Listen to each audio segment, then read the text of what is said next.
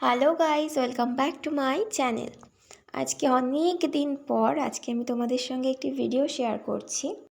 তোমরা দেখে বুঝতেই পারছো এই মা সরস্বতীর মূর্তিটি অনেক বছরের পুরনো। হ্যাঁ, এটি আমাদের বাড়িতেই ছিল। তো আমি ভাবলাম যে সরস্বতী মূর্তিটাকে একটু নতুনভাবে সাজানো যাক। তো সাজাবো যখন ঠিকই করে ফেলেছি, তাই রং তুলি জল সব কিছু নিয়ে বসে পড়লাম মা সরস্বতীকে রং করতে।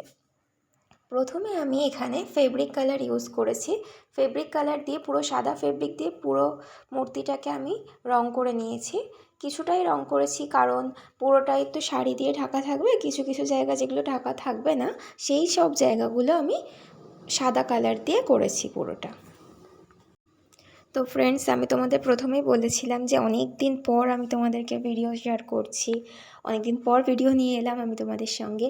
তো এরপর থেকে নিয়মিত তোমরা আমার চ্যানেলে এরকম ধরনের ভিডিও এবং ছোটদের ভিডিও ও বড়দের ভিডিও, যেমন ছোটদের যে ড্রয়িংগুলো হয় সেগুলো তো পাচ্ছই, তার সঙ্গে বড়দের যে সিনারিগুলো হয় সমস্ত কিছু তোমরা কিন্তু স্টেপ বাই স্টেপ পাবে। এছাড়াও আমার একটি ড্রয়িং ক্লাস আছে প্রত্যেক রবিবার করে, সকাল 9টা থেকে 11টা এবং 11টা থেকে দুপুর 2টো 2:30 অবধি চলে। ঠিক আছে? তো আমার ক্লাসে আমি কিভাবে বাচ্চাদের ক্লাস করাচ্ছি, কিভাবে তাদের বোঝাচ্ছি, সমস্ত কিছুই আমি কিন্তু এবার থেকে তোমাদের সঙ্গে শেয়ার করব।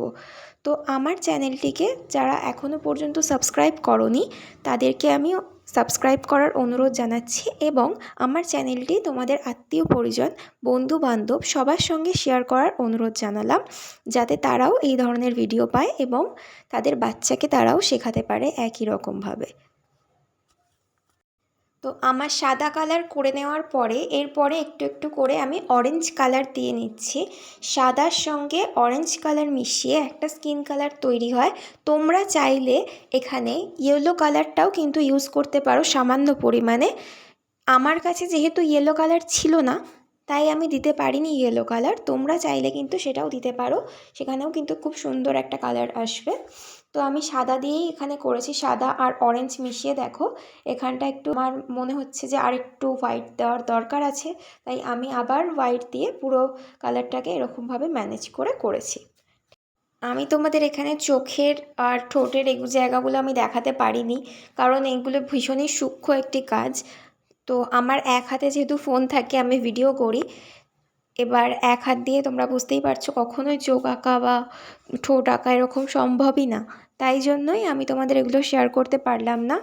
তবে নেক্সট টাইম আমি যতটা সম্ভব আমি তোমাদের সঙ্গে সবটাই শেয়ার করার চেষ্টা করব। তোমাদের কাদের কাদের বাড়িতে এরকম ঠাকুর রয়েছে তোমরা সাজাতে চাইছো কিন্তু পারছো না, বা মনে হচ্ছে কীভাবে সাজাবো বা কিছু, তোমরা কিন্তু আমার এই ভিডিওটি দেখে পুরো ঠাকুরটাকে এইভাবে সাজিয়ে নিতে পারো। তোমাদের সুবিধার্থে আমি ভীষণই সিম্পলভাবে সমস্ত কিছু সাজিয়েছি, কোনো রকম কিছু কিন্তু নতুনভাবে করিনি, যা ছিল সেই কালার দিয়েই আমি করেছি যাতে তোমাদের সুবিধা হয় বুঝতে। এই পুরো ভিডিওটা দেখতে তোমাদের কেমন লেগেছে অবশ্যই আমাকে কমেন্ট বক্সে কমেন্ট করে জানিও, এবং তোমরা কোথায় থেকে এই ভিডিওগুলো দেখছো অবশ্যই সেটাও জানিও। যারা ফেসবুক থেকে আমার এই ভিডিওটি দেখছো তাদের অনুরোধ রইল আমার চ্যানেলটি ফলো করে রাখার।